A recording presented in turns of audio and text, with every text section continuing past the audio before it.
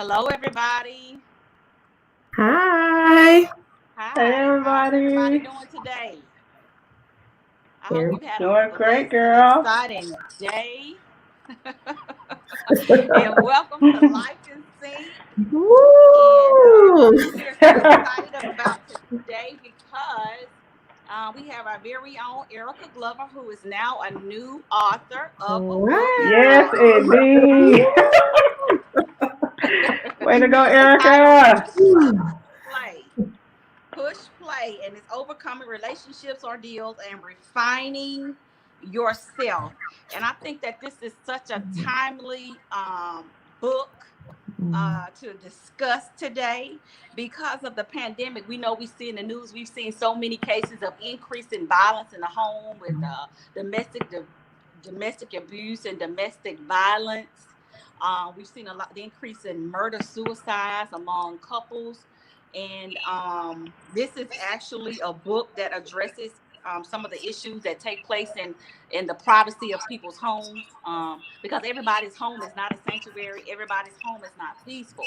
So I really feel like Mhm. this is a very relevant word for today. This is a very timely topic, and so we're going to go ahead and get started with Miss Erica Glover. So the question I want to ask you, as you begin to go ahead and get started in talking about the book, is what inspired you to write this book? Number one, what inspired me was healing. I needed an outlet just to express myself and to just tell what I went through so I could heal. So really, it was a journey of a healing process. The reason why, not only did it heal myself, my intentions were, I don't want any other woman to go through what I went through. I don't want anybody else to feel the pain that I went through, to feel Mhm. the loneliness I went through, to feel the hurt. I didn't want anybody else to feel that. And so my heart is to help people. I've always been that way. I just want to help people. And I felt like I just really bore my soul. I just put it all out there because I know that the truth is the only thing that's going to set you free. So I wanted to make sure I told the truth. And I tell you, it was funny. When I was writing the book and I sent it to the editor, who had an objective point of view, and I'm thankful for that. It was just a nice book talking about women being strong and empowered, and he chewed it up. He said, Erica, there is no vice in this book. You didn't put anything that made me want to, read this book. It's a nice Christian book, and it's not enough. And so I was almost insulted, but I knew he was trying to help me. He said, I see what you're trying to do with this book, but because you've omitted a lot of things, it's not going to do justice. So you need to be for real in this book. And so I just let it go. I just let everything go and said, okay. I know one of the major topics in the book is domestic abuse. And before we really get into um, exactly what the book is about and the points that you wanted to bring out, can you describe or define to us what you feel like domestic abuse is? Domestic abuse, when you say the word, most people think that it is physical violence, being assaulted, being hit, punched, slapped, whatever. Domestic abuse is more than just physical, it's mental, it's emotional, it's spiritual. It's sexual, everything. So it's not just limited to somebody putting their hands on you. If your spouse or your partner is doing something to you that makes you feel less of a woman, less of a person, that's abuse. Everybody on Mhm. earth, we need to, everybody deserves respect. And if you feel disrespected, if you feel like, lower than who you are, your self-esteem drops when you get around certain people. If they do certain things or if they say certain things, that's abuse. It's demeaning, making you feel less than what you really are. Can you tell us about how old you were when you first got married, and then just describe your first marriage to us? When I was my first marriage, I was 24, young and in love, tall, dark, and handsome, and excited about life, excited about the potential of what could be. excited, had big dreams, big house, big car, and I put that in the book. Just big things, great things, a perfect family, picket fence, big house, what every American girl wants. And as I put in the book, over time, as stressors were introduced, that's when things became not so pleasant. They became bad. And I think it's because a lack of maturity, because we can't handle problems effectively, and respectfully. So in the course of 12 years of marriage, my first marriage, there were times where there was physical abuse throughout the 12 years. And I hear a lot of people say, well, I had a lady tell me, he hit you and you let him do it. No, I didn't let anybody do anything.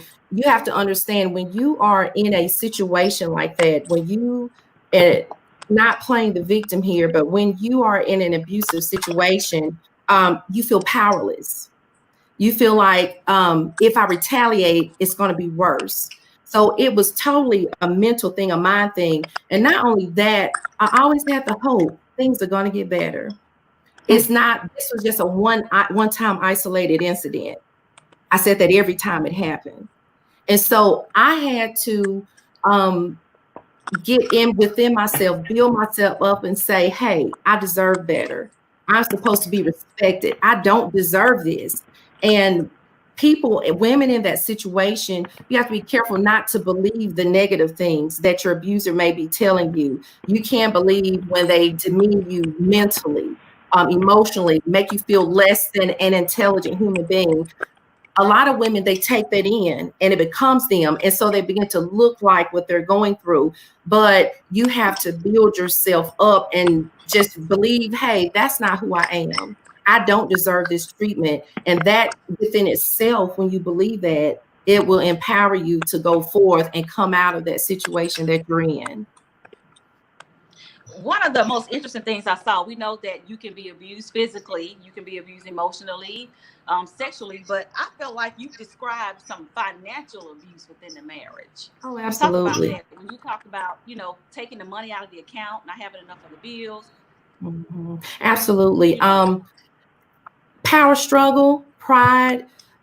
Usually, and I can't say that I'm an expert in a marriage. I can't say I'm an expert in divorce, but I do know usually in relationships, there's one person who's dominant, one person who is better at finances than the other, one person who's better at, talking to people than the other, or whatever the situation may be. So in that situation, in this particular situation, I was the stronger person as far as bills and finances and lining things up. So it came to a point where I had to make a decision because I had children.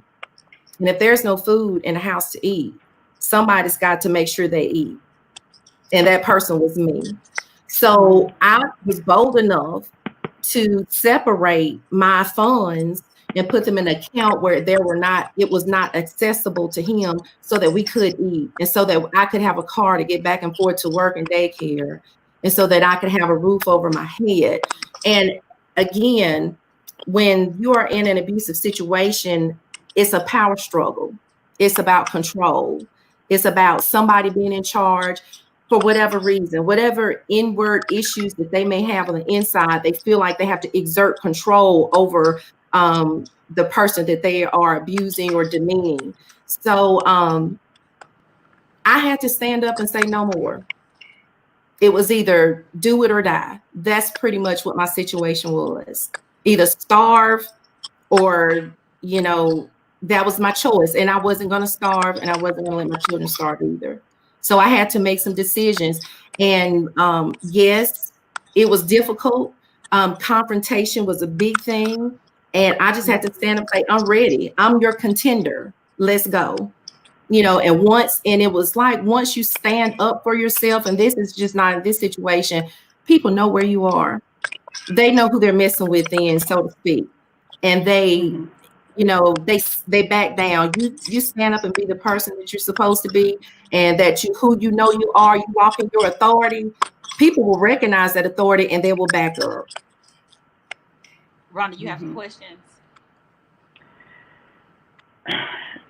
You know, this is kind of like a little tough subject here for me.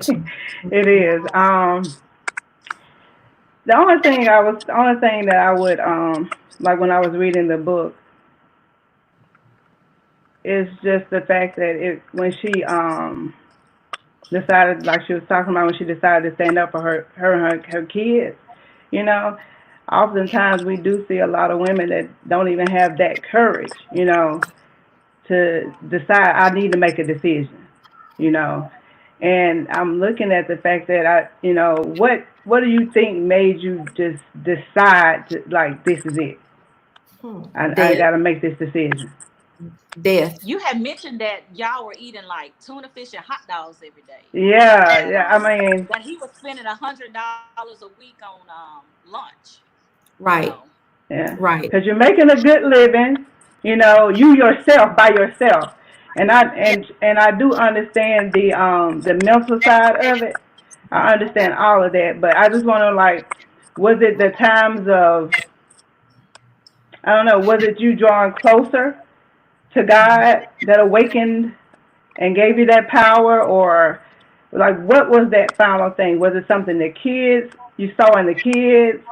What was that thing that triggered, like, this is it? Right. It wasn't so much the kids, they were small. What did it, like you said, was my relationship with God, because during this time he was out of the home a lot, in and out, mostly out.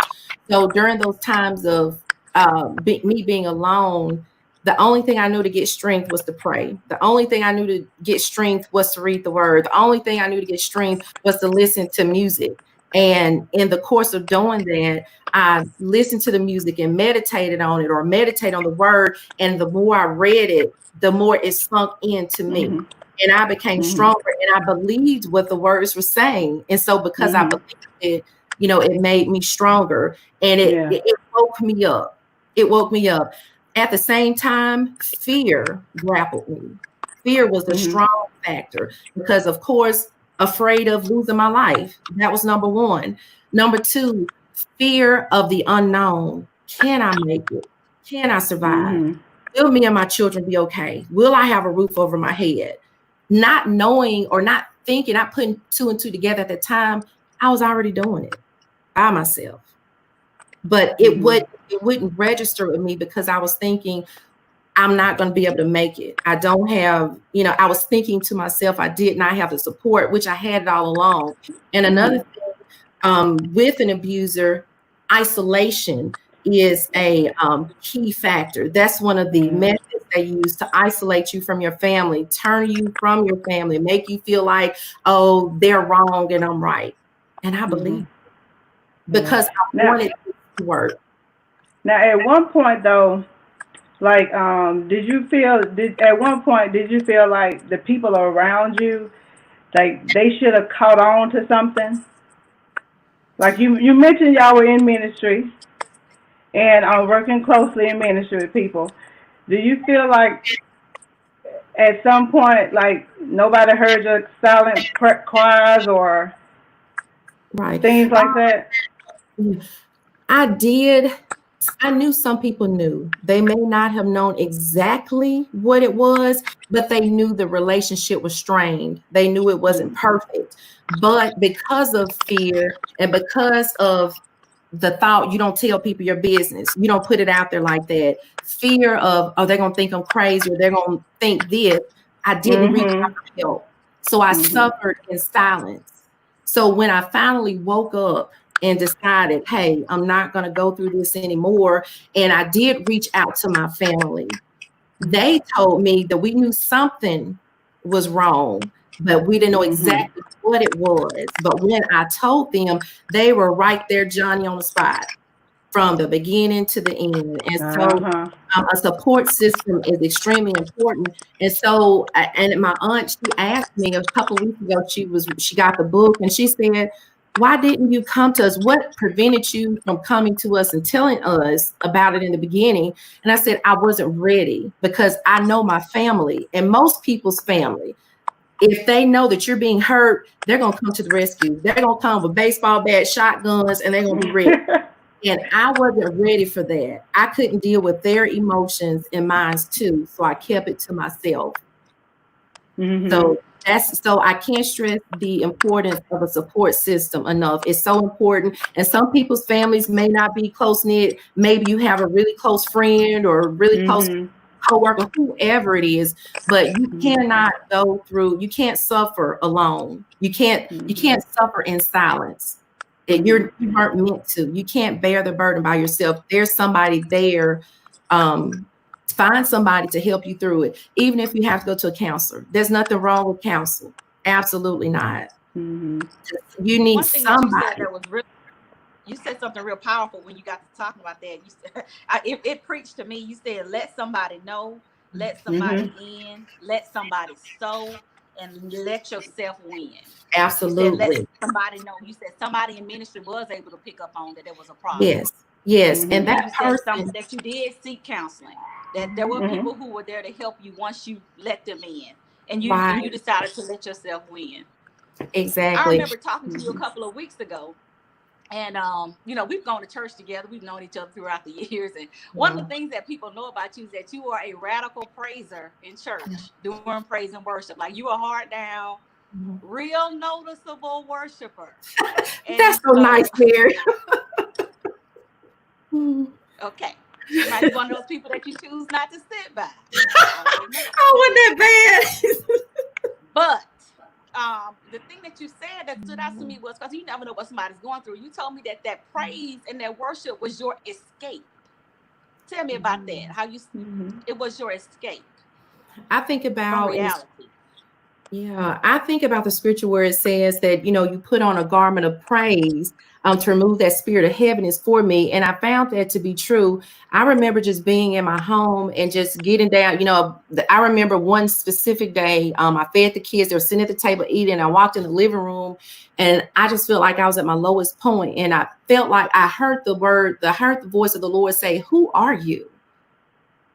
And I was thinking, what are you talking about? And so I got down on my knees. He said, "Who are you in me? Who are you in God?" And I had to pause because I had to think of the answer.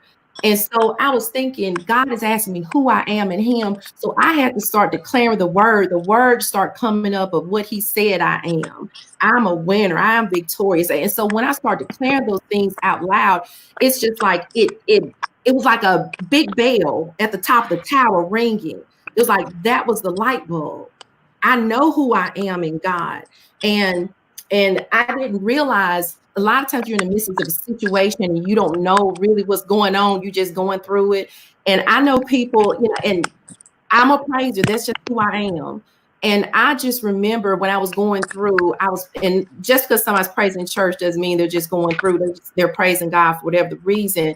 But I know I pressed my way in praise, and that made me feel better. I didn't feel heavy anymore, literally. Lighter. I literally felt lighter. And it was one day in church, there was a guest group come in, and there was a lady who was in the choir, and you talk about pick them up and put them down. She was picking them up and putting them down. And it just dawned on me. I was looking at her, didn't know her. And I said, that's what I looked like. And so I don't know what she was pressing for, but she was pressing. And by God, I believe she got it. And I realized that was me. I was pressing my way. That was the only way I could get to freedom, to get to the place where I was free, was to praise God in my home and on the outside, unashamed and unembarrassed, just pressing my way, because nobody truly knew what I was walking through and the reasons I had to do what I did. But I had to grow out of fear and what other people would say. And I had to go for what I knew, and not just with praising God, just life. I had to hold my head up even when I knew people were whispering. I had to do it. I had to keep living no matter what. Tell me a little bit about your second marriage and how old you were when you went into your second marriage. I was approximately 34, 35, somewhere in there. I was 34, 35. I was married for 8 years. Ideally, just got divorced, thinking in my mind, okay, am I going to get married again? whoever I marry is going to have his stuff together. It's going to be the extreme opposite of what I just came out of. And that is true. It did happen. Just the extreme opposite. And it was initially. It was superficial. That's a good word for it. Image. Not saying that's what I was seeking, but those superficial things that we look for. Oh, he's got this done, check. He's got that check. Okay, kids love him, check. 3 checks for that one. So, just kind of going along with that, but not taking enough time to research the whole picture, go underneath what's really going on underneath the top layer. And so in the course of those years, of course, I think the foundation was church, God, and then it evolved. There were stressors that were introduced that were inappropriately handled, which led to a breakdown in communication. And it's, of course, as described in the book, when people have unresolved issues in their past, they have a tendency to resurface. And if they are not handled properly, they will evolve into something that could be detrimental to the relationship. And I truly think that was a big thing that happened, because there were a lot of unresolved issues. And I speak to myself as well. And I speak in the book about patterns. And that's something my editor brought out. He was saying, do you see a pattern in yourself? And it was really a reality check for myself. I'm not just pointing the fingers, it's you. I own responsibility as well. But when you're looking for a pattern, you have this picture in your head. I want them to, be smart. I want them to look a certain way. I want them to be a certain age, be a certain height. But I'm looking for this pattern. But yeah, it looks like it on the outside. But what is it really like on the inside? So I fought myself in that because of that pattern in my head that I thought this is perfect. This is right. They're supposed to fall in line with this. And initially, they did. But if I would have done my research a lot more, took more time to do research, I would have saw those things underneath, which were not what I wanted, what I needed. Okay.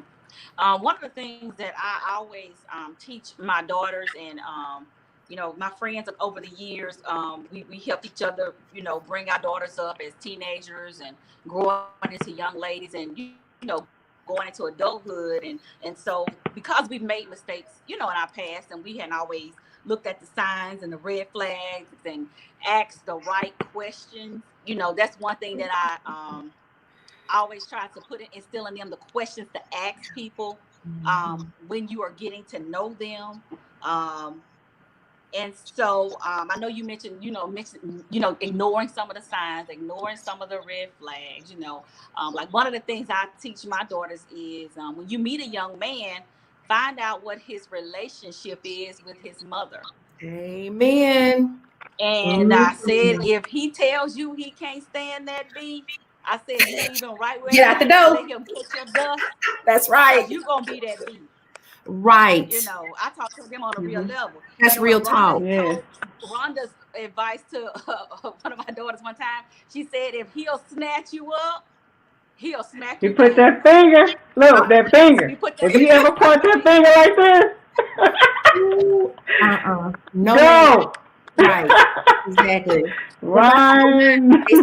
Grab that arm. Oh, it's over. You kick rocks and whatever else. You just get out of there. Yeah, that finger is your warning sign. But one of the issues is, especially when you get into relationships young, like high school sweethearts, or you meet somebody straight out of high school or in their early 20s, is a lot of times mental illness and unresolved issues and wounds don't really manifest until somebody is in their mid 20s.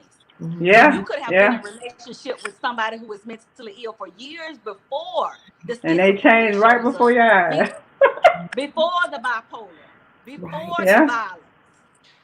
before the depression, before the, you Mhm. know what I'm saying, you know, Yeah. before you really are mature enough to know what to ask and what to look for. So I definitely think that with our sons and daughters, and you know, with our family, and our, especially young people, and even some older women who keep having cycles and patterns, that we have to have those type of conversations so that we can identify, you know, toxic people or people who are wounded. It's nothing wrong with Mhm. somebody being wounded. We all Right. have issues. We've all had life experiences. You know, we've all had things that hurt us, you know, in our past, but we also have to heal. Amen. Mhm. And we can't spend our best days being somebody's therapist. That's Mhm. We right. can't spend our best days, you know, being beat down and Uh-huh. being belittled. You know, Yeah. we can't spend our best days in trauma, just Yes. trying Mhm. to be with somebody. Mm-hmm. And Mhm. so I think it's so important. I recommend that any women, you know, get this book for your daughters, get this book Yeah. for your nieces and your nephews, because it really tells a lot about how subtle things can turn into big things, Mhm. and gives you an idea of what to look at in relationships, and those questions that you do need to ask. Mm-hmm. Those signs that you do need to pay attention to, those red flags Yeah. that you don't need to ignore. Right. Mhm. Most And two, definitely. you know what I think is important too, oftentimes with us being Christians, you know, before we get married, we often seek the counsel of our pastor, you know. But I think from being divorced, I think it's very important that we go to a outside counseling, you Right. know, like a therapist, so you can really, because sometimes that Christian can be kind of biased, or especially if both of y'all go there, and especially if you're in positions and things of that nature, you need somebody that's neutral and that Yes. can pick up on those things because they're Right. not connected. I really think that's very important, like for people that's looking to get married. You know, yeah, seek your counsel through your pastor because most of them are not going to marry you until you do. But I do advise them, like, it's very important to go and seek professionals, you know, counsel as well I to agree, help with Rhonda. those. Mhm. Mm-hmm. Absolutely. Because in Mm-hmm. marriage Yeah. you have to set those boundaries. You know, I don't do domestic violence. Don't hit me. I'm not gonna hit you. Don't Mhm. vandalize my property. I won't vandalize yours. And this is even when I was dating people. You know, I'm not into don't pour no sugar in my gas tank. Don't break my window. You know, don't cut up my clothes. Don't put bleach on my face. You know, I don't get down like that. You know what I'm saying? And make that clear up front. You know, I don't Right. do that. It's Right. Well, serious. I've been delivered. I've been delivered. Thank you, Well, Lord.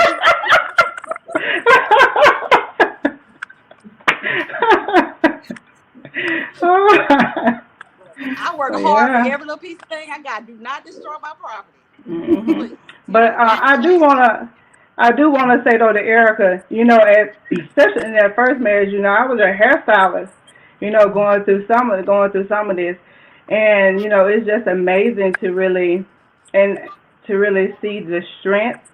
You know, a lot of people will compare and say people are strong because they stay and struggle through something, but there is strength when you can walk away, you know, to the unknown and really trust God with your life and with your children's life.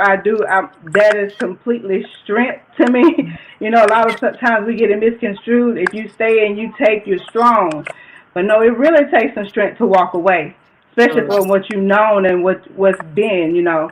And then even with your second marriage, when I was reading in there, you know, for you to have the strength to walk away, because you could have said, look, to save face, I'm going to stick it out, you know, but you decided, no, I deserve better. And you knew that that was more.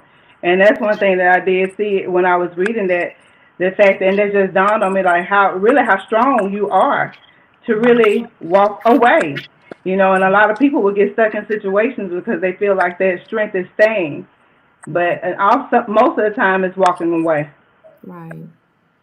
And I thank God for that. The one of the key things, you have to know your value. You got to know what you're worth. Mhm. You got to know how Mhm. much it costs. And I know that I'm not going to allow that to happen to me. I will not be a doormat. And no Mhm. woman should be anybody's doormat. Know who you are, know your value, walk in your authority. Not saying you're supposed to be a nagger and fussing and caring. No, but there has to be a balance, and that word is overused a lot. But you have to have a balance of yourself in a relationship as well as selflessness. You have to know when you're supposed to take care of yourself and how much, and how you're supposed to take care of other people. There has to be a balance there. You can't be, I'm all consumed with this person, his needs, and doing what he wants to do, and let me just forget about me. You can't. That's not balanced. You're going to be miserable, and that person is not going to be happy either. They may seem like they are, but it's not going to be right. So you have to be a balance. Yeah. And one thing I noticed too in your, go ahead. Sometimes we think that, you grew up in a 2-parent home. Right.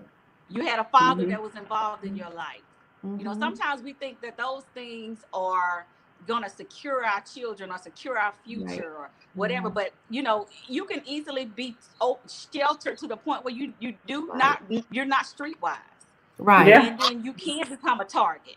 Right. And exactly. you can get mixed up with a knucklehead. You know what I'm saying? And so, I just want to bring that point out. Yeah, that's good. Right, because I read that in your book. Like, you had a nice home. You were raised and affirmed and loved in your home. So it wasn't like you were a person that was just out there looking for something. Right, exactly. Yet and still, this happened. It happened for a purpose. It happened for a reason. And you're going to be able to bless so many people, with your story. And I just really admire you, because I knew you when you were quiet behind the scenes, melted into the paint on the wall. Yeah. And now you're a person who stands up and you stand out and you become bold and you become strong. And it's just really been a blessing to watch you in your transformation, and in your growth as you evolve. Yes. And then one thing I do think that when people read this book, that they will see that it doesn't matter what level of abuse, that is bad. Whether it's physical, whether it's verbal, it's bad. And it will tear you down. Right. And don't dismiss any type of abuse. If somebody calls you out your name and they was just mad, oh no, it needs to be corrected. By no means does any woman deserve to be called out of their name or slapped around or, made to walk home from work, because you mad and don't want to pick, whatever the dumb situation is. That's abuse. It has to be addressed. And once you condone it one time, that empowers the abuser to do it again. So it's up to you to put a stop to it immediately, right then and there. And I wrote in the book that a lot of I've heard women say, well, yeah, my situation is bad, my relationship is bad, but I'm gonna wait till the children get out of school. I'm gonna wait till the children get grown. Everybody's story is different, but I know from my perspective, it's not healthy to bring children up in an unhealthy environment. Children can be healthy in an environment, whether it is just a single parent or extended family or whatever, as long as there's love there. If there's constant arguing and fussing and no communication, doors slamming all the time, that's not healthy. Those children are going to grow up and think that's normal behavior and mimic it in their relationships. And that's not something we want to do. One thing I want to bring out is, it's amazing to me how twisted we can be as a society, and especially as women.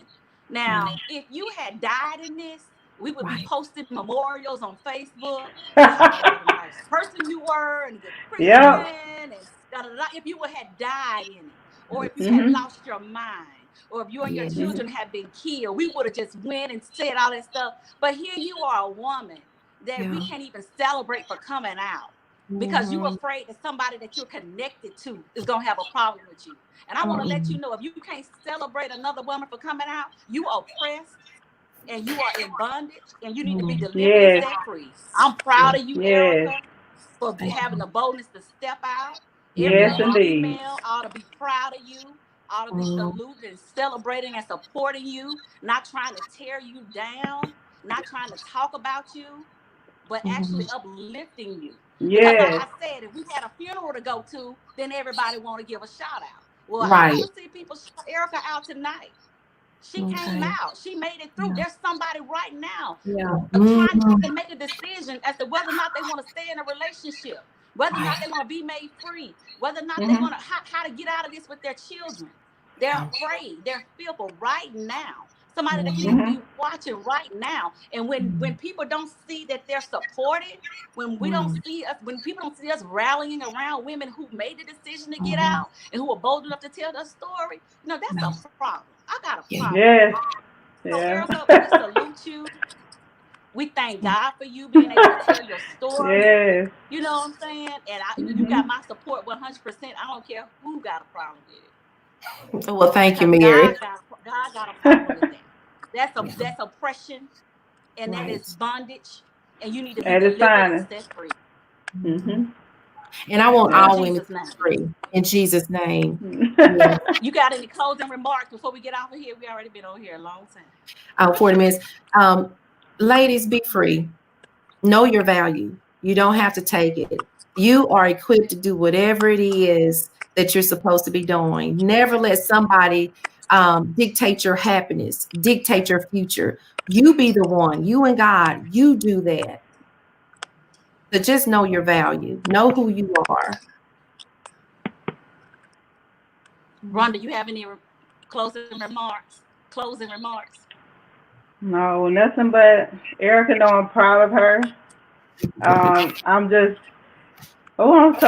elated though, just to see who the woman she's becoming, and I can't wait to see what's in the future, and I can't say that I thank God that it happened to you, but what I can say is I'm glad that it pushed you to be the real you. I'm glad that instead of it breaking you, it pushed you. And I think that's what a lot of people need to see, especially in ministry. You're not exempt. Right. And oftentimes we cover and we hold on because of ministry. Right. And I'm really glad that you're able to be truthful, vulnerable, and you're not holding back, because that is true ministry. The truth will set you free. And then that's true ministry, is being able to relate and reach out to people. It's time. People are tired of facades. People are tired of people faking. We're tired of that. That doesn't change lives. But when you can walk through something and you come out on the other side and you're saying it is because of your faith, you're declaring because of what you believe in, that is what will change people's lives, because they will really see the God that's working in you. And I'm with Mary. I salute you. I support you. And I'm glad that you decided to write this book. And I'm ready to see your movie. I received that. I'm ready. Yes, indeed. Y'all go ahead and buy this book, Push Play. It is not an intimidating book.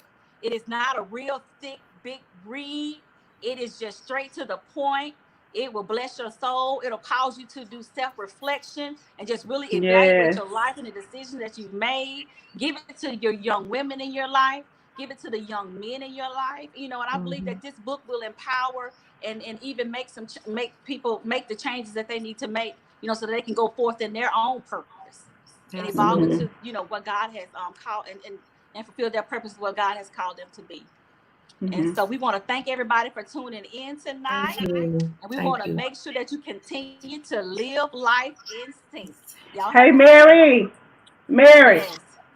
Before we get off, I know you're going to get on me. Before we get off, though, I want to bless two ladies with a book.